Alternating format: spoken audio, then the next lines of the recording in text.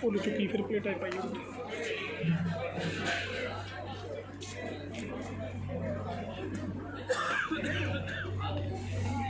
भाई बहनों, बच्चों को इनके बारे में बताएं। क्यों हम इनसे बहुत प्यार करते हैं। जय भीम, जय भारत, जय संविधान। आज हम सबका यही संकल्प है कि हम बाबा साहेब अम्बेडकर जी और उनके महापुरुषों की विचारधारा खुद भी पढ़ें और घर घर तक पहुंचाएं। बाबा साहेब ने हमारा संविधान लिखकर हमारी हजारों सालों की गुलामी से हमें कितनी देर पहले मुक्त किया था। बाबा साहेब ने अपने 4 बच्चे और अपनी बीवी हमारे लिए कुर्बान कर दी थी। बाबा साहेब का एहसान हम चाहकर भी नहीं चुका सकते। आज हम जो भी हैं बाबा साहेब के बदौलत है। जय भीम, जय भारत, जय संविधान। जली दे और संकल्प करें बाबा साहेब अम्बेडकर जी के विचारों को जिंदा रखेंगे और घर घर तक पहुंचाएंगे। बाबा साहेब जी ने समाज के लिए अपने 4 बच्चों और पत्नी को कुर्बान किया है। नींद चैन खोकर खुद बीमार रहकर कष्ट सहकर भी हमारे अधिकारों के लिए बलिदान दे गए। साफ पानी पीने के लिए आंदोलन करके हमें साफ पानी पीने का अधिकार दिलवा गए। कक्षा के बाहर बैठ के पढ़ने वाले बाबा साहिब हमारे लिए स्कूल के दरवाजे हमेशा हमेशा के लिए खुलवा गए। नौकरियां और कारोबार का अधिकार बाबा साहिब ने हमें दिलवाया है। जय भीम, जय भारत, जय संविधान। Bhima Bai, he was from a small Moha family village in Madhya Pradesh. He was a sincere student during his school day. He was an excellent student. He faced discrimination to every stage of his life. He completed his higher education for Bombay University, Colombo University, USA, and London School on economy. Bhimrao Ambedkar is fondly remembered as Baba Sahib because he worked from untouchable and Dalit welfare. He is called the father of India Constitution since he defied the India Constitution. Power and prestige will come to you. Born on April 14, 1891, Bhimrao Ambedkar was an Indian nationalist, jurist, Dalit leader and a Buddhist revivalist. But most importantly, he was the chief architect of the Indian Constitution. Born into a poor family, he spent his entire life fighting social discrimination against the lower caste. He overcome numerous social and financial obstacles to become the first untouchable to obtain a college degree. He went on to earn a degree in law and a doctorate in economics and political science. Dr. Baba Sahib Bhimrao Ambedkar was a great dynamic personality having inspirational life from childhood till the last moment. He has various qualities like efficiency, honesty, revolutionist, long visionary attitude, leadership, non-violent attitude and ambitious thoughts. These qualities made him as an ideal for the young generation. Dr. Baba Sahib should pay him respect and tribute on what he has contributed to Indian law. As of him, many students are able to get education in India at a lower level. There are people who are economically backward and cannot afford education. ਸਾਨੂੰ ਸੱਚੀ ਸ਼ਰਧਾਂਜਲੀ ਉਹਦੇ ਦੱਸੇ ਦੇ ਰਸਤੇ ਤੇ ਚੱਲਣਾ ਹੈ। ਪਰ ਉਹਨਾਂ ਨੇ ਕਿਹੜਾ ਰਸਤਾ ਦੱਸਿਆ ਸਾਨੂੰ? ਉਹਨਾਂ ਨੇ ਸਾਨੂੰ ਰਸਤਾ ਦੱਸਿਆ ਯੂਨਾਈਟ ਹੋਣ ਦਾ ਤੇ ਸੰਘਰਸ਼ ਕਰਨ ਦਾ। ਤੇ ਟਾਈਮ ਕਿਉਂਕਿ ਥੋੜਾ ਹੈ ਤੇ ਮੈਂ 2 ਹੀ ਗੱਲਾਂ ਕਹਾਂਗਾ। ਉਹ ਇਹ ਕਿ ਸਾਨੂੰ ਆਪਣੀਆਂ ਸਭ ਕਾਸਟਾਂ ਛੱਡ ਕੇ ਤੇ ਸ਼ਡਿਊਲ ਕਾਸਟ ਬਣਨਾ ਚਾਹੀਦਾ, ਇੱਕ ਮੰਚ ਤੇ ਆਉਣਾ ਚਾਹੀਦਾ, ਇੱਕ ਛੱਤ ਥੱਲੇ ਆਉਣਾ ਚਾਹੀਦਾ ਔਰ ਸੰਘਰਸ਼ ਕਰਨਾ ਚਾਹੀਦਾ। ਸਾਡਾ ਸਭ ਤੋਂ ਵੱਡੀ ਜ਼ਰੂਰਤ ਇਸ ਸਮੇਂ ਦੀ ਇਹੋ ਹੀ ਹੈ ਕਿ ਅਸੀਂ ਇੱਕ ਮੰਚ ਤੇ ਆਈਏ, ਇਕੱਠੇ ਹੋ ਕੇ ਯੂਨਾਈਟ ਹੋ ਕੇ ਸੰਘਰਸ਼ ਕਰੀਏ। ਸਾਥੀਓ, ਮੈਂ ਦੇਖ ਰਿਹਾ ਸੀ ਸਾਹਿਬ ਕਾਂਸ਼ੀ ਰਾਮ ਹੁੰਦਾ ਇੱਕ ਇੰਟਰਵਿਊ ਜਿਹਦੇ ਵਿੱਚ NDTV ਦੇ ਆਪਣੇ ਇੰਡੀਆ TV ਦੇ ਰਜਤ ਸ਼ਰਮਾ ਹੋਰੀ ਉਹਨੂੰ ਪੁੱਛ ਰਹੇ ਸੀ ਕਿ ਤੁਸੀਂ BJP ਦਾ ਬੜਾ ਵਿਰੋਧ ਕਰਦੇ ਹੋ ਤੇ ਉਹਦੀ ਸਪੋਰਟ ਲੈ ਕੇ ਸਰਕਾਰ ਬਣਾ ਲਿਓ, ਤੇ ਉਹਨਾਂ ਨੇ ਇੱਕੋ ਜਵਾਬ ਦਿੱਤਾ ਸੀ ਉਹਦਾ ਕਿ ਸਾਨੂੰ ਰੂਲ ਕਰਨਾ ਹੈ। ਉਹਦੇ ਵਿੱਚ ਸਾਨੂੰ ਜਿਹੜਾ ਵੀ ਸਪੋਰਟ ਦਿੰਦਾ ਸਾਨੂੰ ਉਹਦੇ ਨਾਲ ਨਹੀਂ ਦੇਖਣਾ, ਅਸੀਂ ਸਪੋਰਟ ਲੈ ਕੇ ਆਪਣਾ ਰੂਲ ਕਰਨਾ ਹੈ, ਆਪਣੇ ਵਿਚਾਰ ਲੋਕਾਂ ਅੱਗੇ ਲਿਆਣੇ ਨੇ। ਤੇ ਜਿਸ ਪਾਰਟੀ ਨਾਲ ਅਸੀਂ ਮਰਜ਼ੀ ਜੁੜੀਏ, ਦੇਖੋ ਬ੍ਰਾਹਮਣ ਹੈ BJP 'ਚ ਉਹ ਜੁੜੇ ਦੇ ਨੇ, BJP ਦੀ ਰੂਲਿੰਗ ਉਹ ਕਰਦੇ ਨੇ, ਕਾਂਗਰਸ ਨੂੰ ਚਲਾਏ ਉਹ ਕਰਦੇ ਨੇ, ਆਪਣੇ ਕਮਿਊਨਿਸਟ ਪਾਰਟੀ ਨੂੰ ਉਹ ਚਲਾਇਆ ਕਰਦੇ ਨੇ। ਲੇਕਿਨ ਸਾਰੇ ਪਾਸਿਓ ਵਿਚਾਰਧਾਰਾ ਸਾਰੀ ਪਾਰਟੀ ਦੇ ਅਲੱਗ-ਅਲੱਗ, ਲੇਕਿਨ ਰੂਲ ਕੌਣ ਕਰਿਆ ਕਰਦਾ? ਬ੍ਰਾਹਮਣ। ਤੇ ਅਸੀਂ ਕਿਉਂ ਨਹੀਂ ਰੂਲ ਕਰੇ ਕਰਦੇ? ਅਸੀਂ ਅਲੱਗ-ਅਲੱਗ ਪਾਰਟੀ 'ਚ ਰਹਿ ਕੇ ਅਲੱਗ-ਅਲੱਗ ਕਿਉਂ ਹੋ ਜਾਂਦੇ ਆ? ਅਸੀਂ ਕਿਉਂ ਨਹੀਂ ਇੱਕ ਮੰਚ ਤੇ ਆਉਂਦੇ? ਤੇ ਸਮੇਂ ਦੀ ਜ਼ਰੂਰਤ ਹੈ ਕਿ ਅਸੀਂ ਇੱਕ ਮੰਚ ਤੇ ਆਈਏ, ਇਕੱਠੇ ਹੋ ਕੇ ਤੇ ਆਪਣਾ ਏਜੰਡਾ ਜਿਹੜਾ ਹੈ ਉਹ ਚਲਾਈਏ। मैं ऐना शब्दों के नाल ही प्रजा बेरोजगार है, पहले निवालों की बात हो। मेरी नींद को दिक्कत ना वजन से ना आजान से, मेरी नींद को दिक्कत मरते हुए जवान। तो यहाँ पे काफ़ी बच्चों ने बातें शेयर की हैं बाबा साहिब के बारे में, जैसे उनका जन्म कब हुआ, उनकी अचीवमेंट क्या थी, उन्होंने क्या क्या योगदान दिए, क्या क्या बलिदान दिए। उन सभी से परे हटके and most of all he was known only as the messiah of Dalits. उन्हें इसी नाम से जाना जाता है कि वो दलितों के मसीहा थे। इसके अलावा उनको कोई अचीवमेंट, कोई क्रेडिट नहीं दिया जाता कि उन्होंने कुछ और भी काम करे हैं। In fact he had fought for all the underprivileged और the deprived section of the society. सभी के बारे में उन्होंने काम किया, सभी को ऊंचा उठाने की कोशिश की गई है, लेकिन फिर भी उन्हें दलितों का मसीहा क्यों बोला जाता है? इस बात को समझने की कोशिश है। जैसे हमारे समाज में बहुत सारे ऐसे वर्ग हैं जो हमारा शुभ चिंतक हमें बताते हैं, like we have all the castes like Brahmin, Kshatriya, ये जो उन्होंने बनाई गई है, हम इन पे बिलीव नहीं करते हैं, लेकिन उन्होंने सो कॉल्ड जो जातिवाद बनाया है वो हमें शुभ चिंतक बताते हैं अपने कि हम आपके वेलफेयर में हैं, हम आपके सुख दुख में हैं। लेकिन ऐसी एग्जाम्पल मैं आपको बताऊंगी, महात्मा गांधी और बाबा साहिब भीमराव अम्बेडकर जी आपस में रूबरू हुए थे, जब मिले थे। ये कब की बात है? That is the time of 14 August 1931। Please ध्यान से सुनिएगा। वो भी कुछ ऐसे ही शुभ चिंतक जैसे काम कर रहे थे महात्मा गांधी। जब उनकी पहली बार मुलाकात होती है बाबा साहिब से, तो वो बोलते हैं, मैं अछूतों की समस्याओं के बारे में तब से सोच रहा हूँ जब आप पैदा भी नहीं हुए थे। मुझे ताज्जुब है कि आप इसके बावजूद भी मुझे उनका विरोधी समझते हैं, उनका हितैषी क्यों नहीं समझते? तो इस पे बाबा साहिब भीमराव अम्बेडकर अपनी बुक लाइफ एंड मिशन में लिखते हैं, ध्यान से सुनिएगा।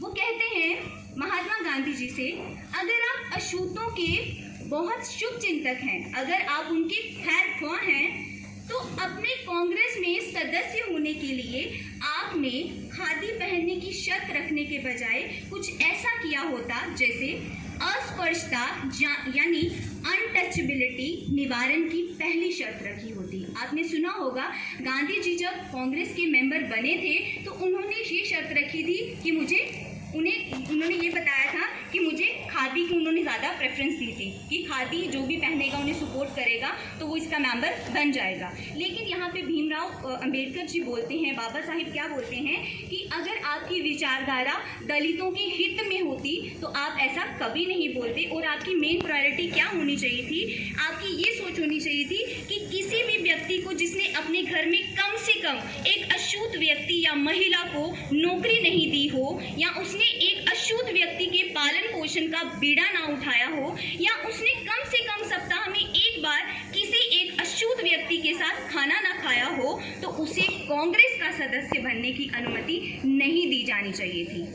Are you getting the point? उनका ये मानना था।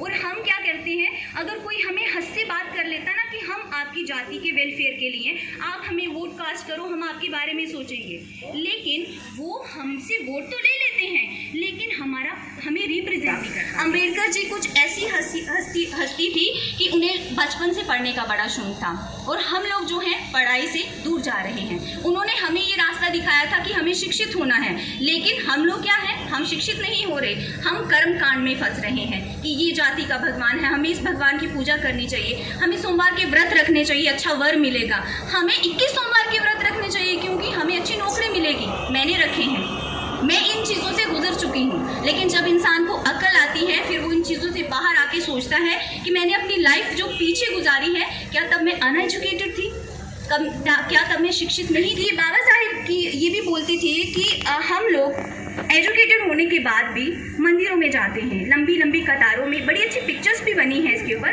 अगर हम उससे लेसन लेना चाहें तो क्या नहीं हो सकता। जब एक इंसान जो है वो हजारों करोड़ों से लड़ गया था, तो हम अभी इतने संगठित हैं, इतने एजुकेटेड हैं, हम हर जगह के एक साथ ब्राह्मणों के साथ आके अपर कास्ट जो सो कॉल्ड उन्होंने बनाई है उनके साथ बैठ के बोल सकते हैं, खा सकते हैं, पी सकते हैं।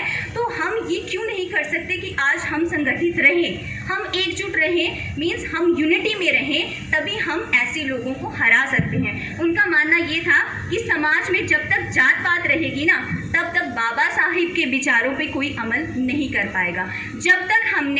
जब उनके जो विचार हैं उन्हें हमने सिर्फ सुनना नहीं है, लिखना नहीं है, ऐसे की फॉर्म में सब कुछ लिख लेते हैं, सब कुछ पढ़ लेते हैं, लेकिन उनके विचारों को हमने अपने खून में दौड़ाना है, उनको बहाना है।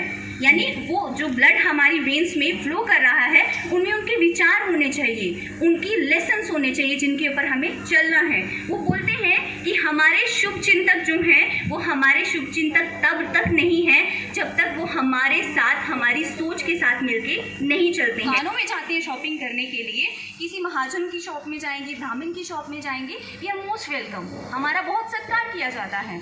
ਅਸੀਂ ਜਿਹਨੇ ਬਾਬਾ ਸਾਹਿਬ ਨੂੰ ਸ਼ਰਧਾਂਜਲੀ ਦੇ ਰਹੇ ਹਾਂ ਕਿ 6 ਦਸੰਬਰ 1956 ਚ ਉਹਨਾਂ ਦੀ ਮਹਾਪਰਿਨਿਰਵਾਣ ਦਿਵਸ ਨੂੰ ਮਨਾਇਆ ਜਾਂਦਾ, ਉਹਦੀ ਡੈਥ ਐਨਵਰਸਰੀ ਦੇ ਤੌਰ ਤੇ। ਸੋ ਸਾਥੀਓ ਅੱਜ ਨੋ ਡਾਊਟ ਇੱਕ ਦਿੱਕਤਾਂ ਨੇ, ਬੜੀ ਸਾਰੀ ਚੀਜ਼ਾਂ ਨੇ ਜਿਹਦੇ ਉੱਤੇ ਸਾਡੀ ਪਹਿਲੇ ਸਰੀ ਬਖਤਾ ਬੋਲ ਰਹੀ ਸੀ, ਸਾਡੀ ਭੈਣ, ਉਹਨਾਂ ਨੇ ਡਿਟੇਲ ਦੇ ਨਾਲ ਇਹ ਸਾਰੀਆਂ ਚੀਜ਼ਾਂ ਦੱਸੀਆਂ ਨੇ। ਲੇਕਿਨ ਅੱਜ ਮੇਰਾ ਜੋ ਮੰਨਣਾ ਹੈ ਕਿ ਅੱਜ ਅਸੀਂ ਸਮਾਜ ਦੀ ਜਿਹੜੀ ਟੁੱਟ ਫੁੱਟ ਹੈ ਇਹਦਾ ਹੱਲ ਕੀ ਹੋਣਾ ਚਾਹੀਦਾ, ਔਰ ਅੱਜ ਇੱਕ ਪ੍ਰਣ ਲੈਣੇ ਦੀ ਵੀ ਜ਼ਰੂਰਤ ਹੈ ਕਿ ਸਾਡਾ ਲਕਸ਼ ਕੀ ਹੋਣਾ ਚਾਹੀਦਾ। तो मैं सिर्फ छोटी जी इंडिकेशन नाल अपनी गलबात नूं इत्थे विराम दांगा कि बाबा साहब ने एजुकेशनली मतलब सांस्कृतिक तौर पर, शैक्षिक तौर, शिक्षण के तौर पर जां आर्थिक तौर पर, वो सारी बड़े सारे अलग अलग विषयों उत्ते काम काज किया इतिहासिक तौर पर। लेकिन बाबा साहब का जो अंतिम स्टैप ही जो उनकी डैथ हुई है, उन्होंने पहला उन्होंने बुद्ध धर्म नूं अपनाया, और असीं राजनैतिक तौर पर बाबा साहब के संघर्ष नूं देखने पे हाँ। लेकिन बाबा साहब का जो अंतिम स्टैप ही वो सानू एक दिशा दिंदा है कि बंदा जो सफ़र शुरू करता है और वो सफ़र के बाद जो सफ़र का अंत करता है, तो वो बाद वो एक सम अप होंदा है, एक डायरैक्शन होंदी है कि उसकी डायरैक्शन की। और मैनू जो लगता है कि असीं अज तक राजनीतिक तौर पर कामयाब होने की गल करने हैं, लेकिन राजनीतिक तौर पर कामयाब होने वास्ते तुहानूं समाजिक तौर पर कामयाब होना बड़ा जरूरी है, समाजिक तौर पर इकट्ठा होना बड़ा जरूरी है। और अज अं जातियां च अलग अलग जातियां च अलग अलग समूहों च डिवाइड हाँ, विभाजित हाँ, तो इस सारी चीज़ का दैनिक तौर पर जो साढ़े हक अधिकार ने, सानू इस चीज़ को समझना चाहिए। संविधान एक बहुत बड़ा अधिकारों का जो डॉकूमेंट है, उन्होंने पूजने की बजाय उन्होंने समझना जरूरी है। साढ़े वास्ते बड़ी माननीय चीज़ है, पूजनीय चीज़ है, लेकिन उन्होंने समझना बहुत जरूरी है कि साढ़े अधिकारों का जरा डॉकूमेंट है उन्होंने समझ के लागू किस तरह होंदा पिया है, और इस चीज़ को समझना बहुत जरूरी है। तो मेरी तो हो गई, मैं ज़्यादा ना गलबात करते हुए मैं थोड़े तो विदा लेना चाहूँगा। तो साथियों मेरा यह कि बाबा साहब के जो अंतिम दिशा निर्देश ही वो नौजवानों ने सोचना चाहिए, साढ़े समाज ने सोचना चाहिए। जय भीम, जय भारत। जय भीम साथियों, आदरणीय अशोक जसोत्रा साहब, उनके कन्नै आए उनके जिन्ने भी साथी ने, इत्थे दी जिहड़ी अंबेडकर युवा संगठन है RD थापा जिन्हें प्रोग्राम ऑर्गेनाइज किए दा, उन्हें सारे साथियों का बड़ा बड़ा शुक्रिया। अज सारे 6 दसंबर का जोड़ा महापरिनाम दिवस है, उसके उपर अस इकट्ठे हुए हैं और बाबा साहब की श्रद्धांजलि देने वास्ते और याद करने वास्ते। 6 दिसंबर 1956 की बाबा साहब जेडे ना वो साढ़े को चले गए है। उनके को थोड़े महीने पहले 14 अक्टूबर 1956 की बाबा साहब ने कम से कम 5 लाख लोग ले गए अपने कन्नै और बुद्ध धर्म जिहड़ा उन्हें अपनाया हा। अगर बाबा साहब दे उस गल उपर उस मिशन उपर भी अस चलदे अज साडा सारा समाज बुद्धिस्ट होना हा। असें इ'यां लटकदे नहीं रहना। अज साडा कोई मजहब नहीं है, ना चमार कोई मजहब है, ना बटवाल कोई मजहब है, ना मेघ कोई मजहब है। और जितनी भी जातियां न, चाहे एससी च न, चाहे ओबीसी च न, चाहे एसटी च न, अस लोग मजहब के बगैर अपनी जातियों च संते महापुरुषों की भावना की भी असें लोकें नहीं समझिया।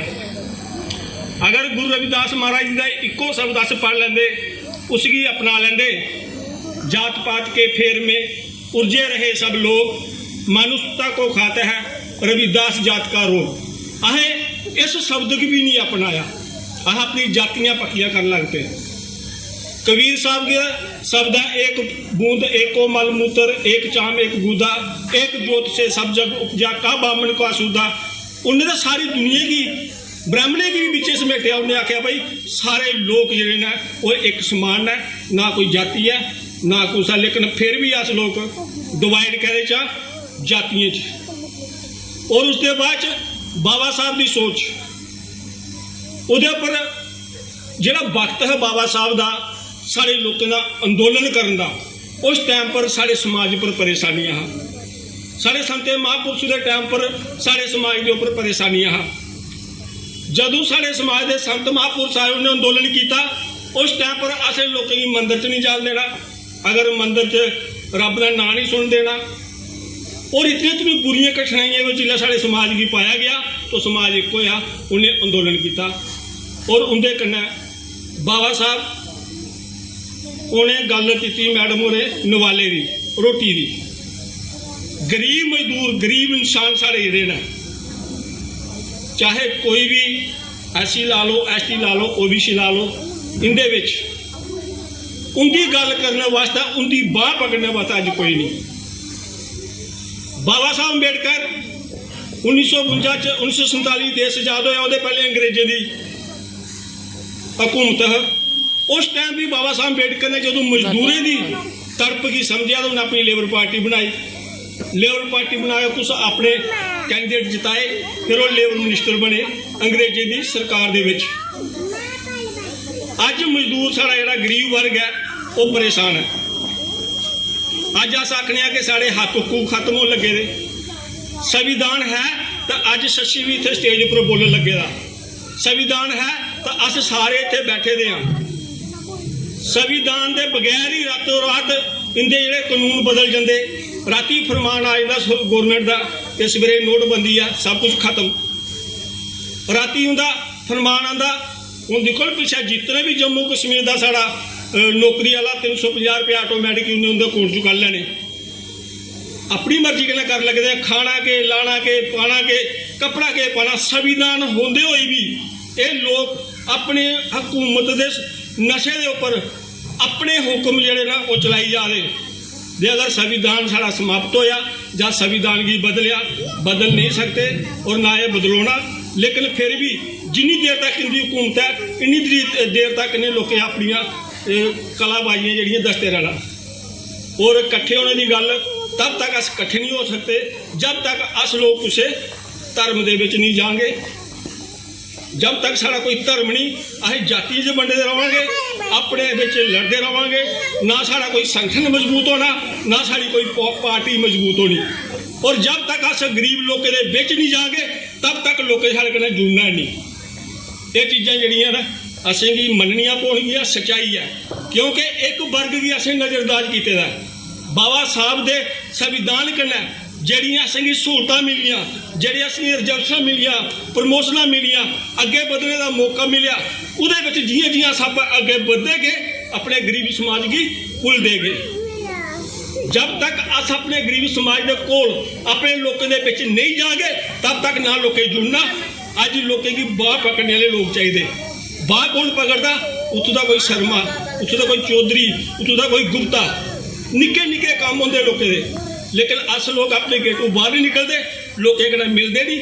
और वो लोग ਅਸੀਂ ਲੋਕਾਂ ਦਾ ਅਸਾਨਮੰਦ ਹੋ ਜਾਂਦੇ ਅਸ ਲੋਕ ਤਾਂ ਕਰਕੇ ਅਸੀਂ ਡਿਵਾਈਡ ਰਹਿੰਦੇ ਆ ਇੰਨਾ ਹੀ ਆਖਦੇ ਜੈ ਭੀਮ ਜੈ ਭਾਰਤ। ਝਗੜੇ ਛੇੜੇ ਛੱਡ ਦੋ ਕਰ ਲੋ ਆਪਣਾ ਕੱਟ ਲੋ ਗੋ ਮਜਲੀ ਝਗੜੇ ਛੇੜੇ ਛੱਡ ਦੋ ਕਰ ਲੋ ਆਪਣਾ ਕੱਟ ਲੋ ਗੋ ਕਹਿੰਦੇ ਲੋਕ ਸਿਆਣੇ ਹੁੰਦਾ ਕੱਟ ਲੋਹੇ ਦੀ ਲੱਤ ਲੋਕੋ ਕਹਿੰਦੇ ਲੋਕ ਸਿਆਣੇ ਹੁੰਦਾ ਕੱਟ ਲੋਹੇ ਦੀ ਲੱਤ ਲੋਕੋ ਕੱਟ ਲੋਹੇ ਦੀ ਲੱਤ ਲੋਕੋ ਗਰਮ ਲੋਹੇ ਤੇ ਮਾਰ ਹਥੋੜਾ ਕਰ ਦੋ ਚੂਰ ਜੰਜੀਰਾਂ ਨੂੰ ਇਹ ਕੁਦਰਤ ਨਾ ਤਕਦੀਰਾਂ ਬਦਤਮੀਜ਼ ਕਹੀਂ ਕਾ ਫੋਨ ਕਰ ਹੋਣੇ ਕੁਦਰਤ ਨਾ ਤਕਦੀਰਾਂ ਨੂੰ ਚੋਰ ਤੇ ਡਾਕੂ ਪੁੱਤਰ ਬਦਲਨੇ ਮਾਰ ਟਿਕਾਣੇ ਸੱਟ ਲੋਕੋ ਚੋਰ ਤੇ ਡਾਕੂ ਪੁੱਤਰ ਬਦਲਨੇ ਮਾਰ ਟਿਕਾਣੇ ਸੱਟ ਲੋਕੋ ਕਹਿੰਦੇ ਲੋਕ ਸਿਆਣੇ ਹੁੰਦਾ ਕੱਟ ਲੋਹੇ ਦੀ ਲੱਤ ਲੋਕੋ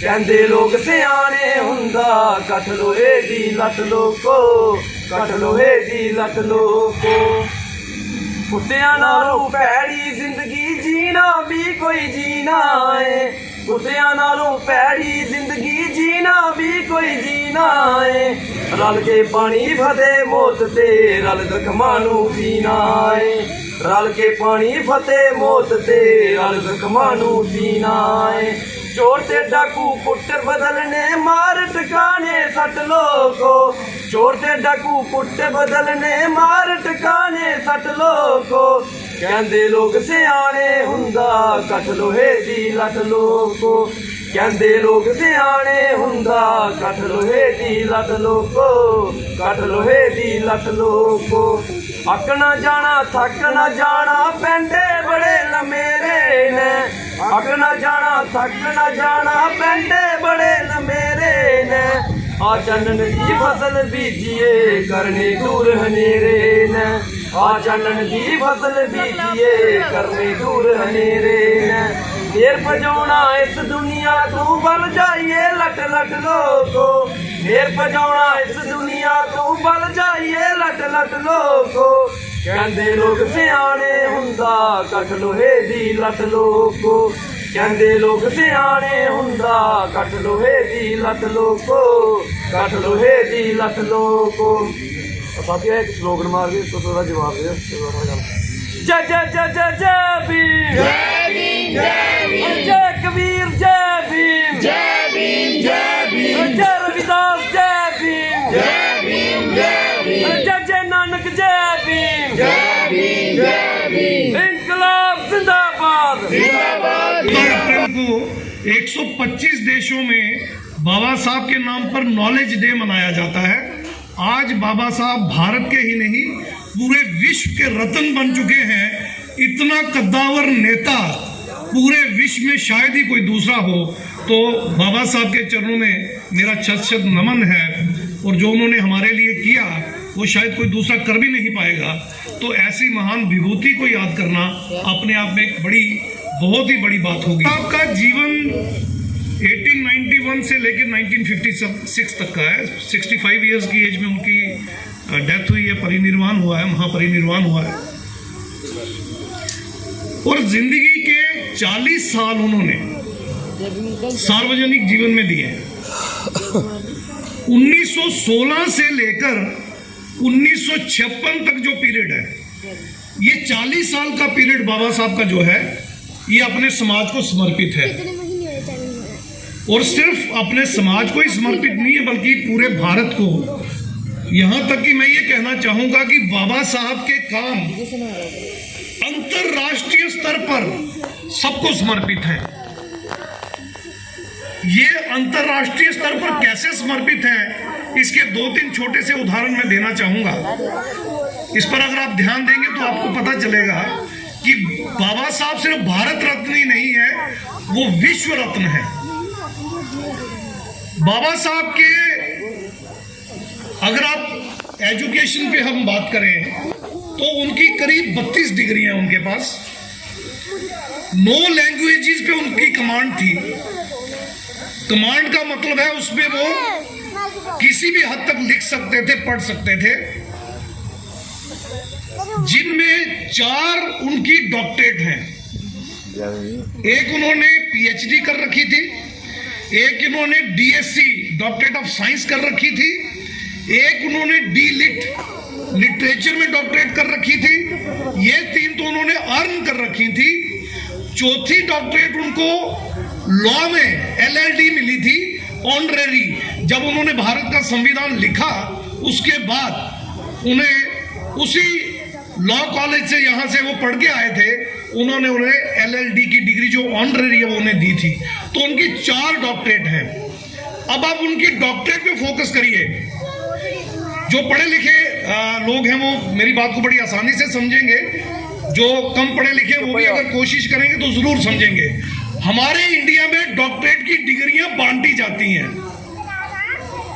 खास करके जो कॉलेज यूनिवर्सिटी तक लोग गए हैं, यूनिवर्सिटी में पढ़ने वाले लोग बड़ी आसानी से मेरी बात को समझेंगे। हमारे यहां भारत में तकरीबन हर यूनिवर्सिटी में, कुछ एक को छोड़कर तकरीबन हर यूनिवर्सिटी में PhD की डिग्री जो है वो बांटी जाती है। और PhD करने वाला छात्र जो स्टूडेंट जो है वो पिछले किए हुए रिसर्च वर्क की नकल करके, कुछ मॉडिफिकेशन करके, कुछ नई इंफॉर्मेशन ऐड करके एक नया थीसिस लिख के डॉक्टरेट ले लेता है। लेकिन अमेरिका में, इंग्लैंड में या जो डेवलप्ड कंट्रीज हैं उनमें ऐसा नहीं होता है। उनमें PhD या डॉक्टरेट की डिग्री सिर्फ उस व्यक्ति को मिलती है जो कुछ ऐसा नया करता है जिसका पूरे मानवता को फायदा होता हो, या कम से कम उस देश को बहुत बड़ा फायदा होता हो, या किसी पर्टिकुलर फील्ड में बहुत बड़ी एक्सेलेंस हो, तब जाके वो PhD उसे मिलती है। अब आप इस चीज को बाबा साहब से जोड़ के देखें तो आपको समझ में आएगा कि बाबा साहब किस मयार के लीडर थे या किस मयार के व्यक्तित्व के मालिक थे। उन्होंने इकोनॉमिक्स में जो PhD की, उनके थीसिस का बेस था प्रॉब्लम ऑफ रूपी। ये थीसिस उन्होंने 1900 के दूसरे दशक में, यानी 20वीं शताब्दी के दूसरे दशक में लिखा। आपकी देश की जो इकोनॉमी है और जो इकोनॉमिक स्ट्रक्चर है, जो अर्थव्यवस्था जिसे आप हिंदी में कहते हैं, वो उसी किताब पे बेस्ड है। आपके देश की सारी इकोनॉमी RBI के थ्रू कंट्रोल होती है, जिसे हम रिजर्व बैंक ऑफ इंडिया कहते हैं। वो रिजर्व बैंक बाबा साहब की PhD की थीसिस प्रॉब्लम ऑफ रूपी पे बेस्ड है। तो आज आपके देश में जितनी भी इकोनॉमिक डेवलपमेंट हुई है 1950 ऑनवर्ड्स, 26 जनवरी 1950 को संविधान लागू होने के साथ वो सारी चीजें जो है शुरू हो गई। तो बाबा साहब का वो जो थीसिस है उससे पहले इंप्लीमेंट हुआ। बाबा साहब के थीसिस पे रिजर्व बैंक की स्थापना पहले कर दी गई थी और आपकी सारी इकोनॉमी का स्ट्रक्चर जो है उसी पे डेवलप हुआ। और बाबा साहब की वो किताब प्रॉब्लम ऑफ रूपी जो है, अमेरिका और इंग्लैंड ने अपनी इकोनॉमी में 30% रिफॉर्म्स उस किताब के बेस पे किए। और ये जो अमेरिका आज वर्ल्ड पावर बना है, इकोनॉमिक और वर्ल्ड पावर जो बना है, वो बाबा साहब के कई सजेशंस के बेस पे बना। ये आपको शायद पता नहीं होगा, आप कभी इस लेवल की रिसर्च नहीं करते होंगे। तो बाबा साहब का एक PhD का थीसिस पूरी दुनिया के सभी मुल्कों की इकोनॉमी को हिला रहा है। ये आप देख लीजिए बाबा साहब का लेवल क्या है। इससे आपको पता चलेगा बाबा साहब डॉक्टर भीमराव अंबेडकर किस लेवल के इकोनॉमिस्ट थे। अब दूसरा अंदाजा इस बात से लगाइए, अमर्त्य सेन नाम के एक व्यक्ति को नोबेल प्राइज मिला और जब उससे ये पूछा गया, इकोनॉमी में मिला, इकोनॉमिक्स में मिला, जब उससे ये पूछा गया कि आपकी प्रेरणा स्रोत क्या है, तो उन्होंने कहा बाबा साहब डॉक्टर BR अंबेडकर का थीसिस प्रॉब्लम ऑफ रूपी। जब बाबा साहब ने ये थीसिस लिखा तब $1 के $13 मिलते थे। 1947 में जब तथाकथित आजादी हमें मिली तो $1 का $1 मिलता था। आज $1 के 80 या 90 रुपए मिलते हैं। ऐसा क्यों हुआ क्योंकि बाबा साहब के बताए हुए रिफॉर्म्स को अमेरिका ने किया, इंग्लैंड ने किया, डेवलप्ड कंट्रीज ने किया और हमारे नहीं किया।